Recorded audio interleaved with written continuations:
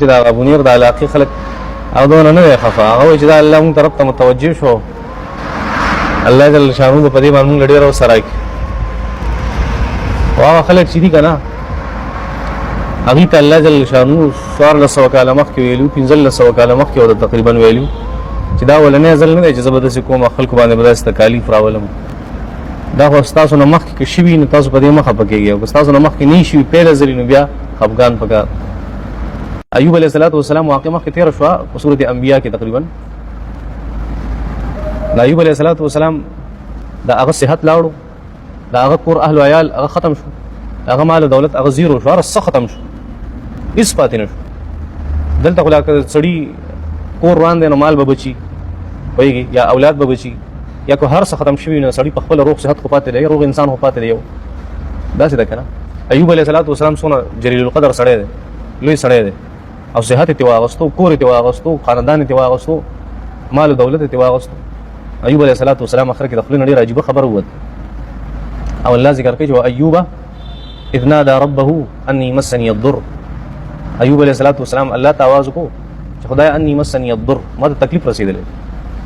الله ته یې څه وي چې یا الله ما ته تکلیف رسېدلی او انت ارحم الراحمین، او ته خو ډېر مهربان یې. نو یو طرف تکلیف او یو طرف ستا مهرباني، دواړه سه عجیبه شانتې لګي.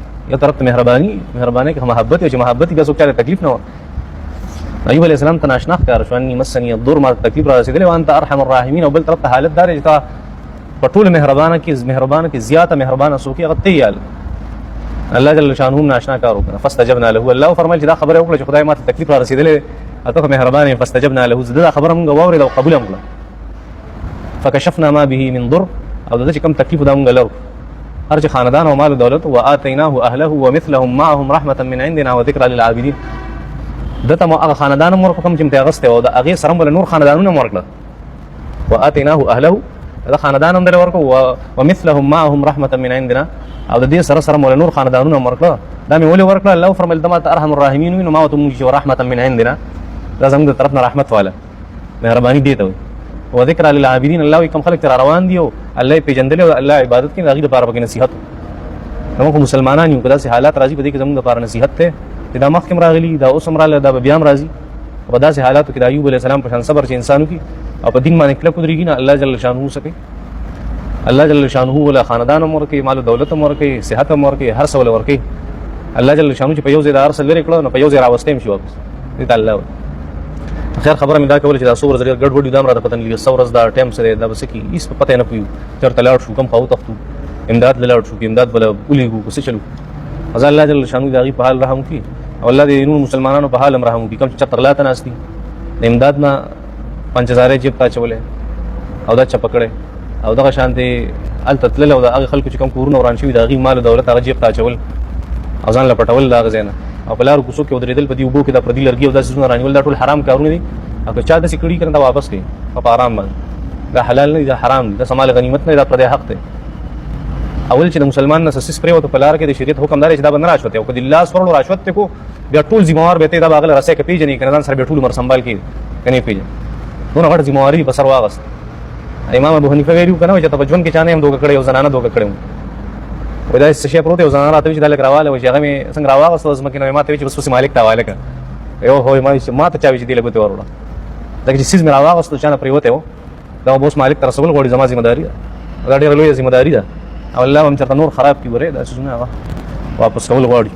هر چا راغستي، هر څه په هر ځای کوم خلک چې په سیلاب کې لاړو او الله وشو که نه، د هغوی د الله جل شانو د شهادت فیصله کړې وه. حوادثو کې داسې حوادثو کې چې څوک وفات شي نو ته زموږ دین اسلام شهید وایي.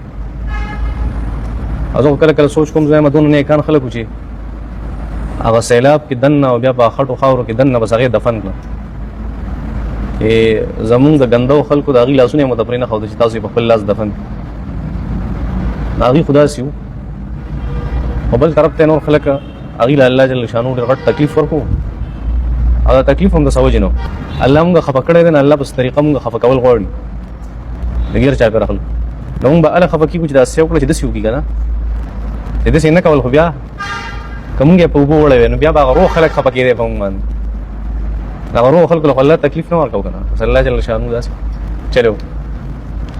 اړ حوصله والا خلک د ملکن نه بره خلک چې کنه دا ډېر حوصله والي دا چې روغ بیا سم روغ یو چې ورانی بیا سم ورانی او دغه طرفونه دا د بنیارو دا باجوړ خلک ډېر مینه خلک او محبت والا خلک دي هم خصوصو پیرتلی تاسو بداغي محبت هغه کتلې سونه عجیب دي او الله په ډېر رحم هم کړي خو کاروبارونه دي خپ بخ باندې زورور دي خپ قسمتونه دي او پته لګي چې نظر کړی دا الله جل شانو څخه فیصله وي اصل لپاره به داسې کړی الله عالم دی داسې کوي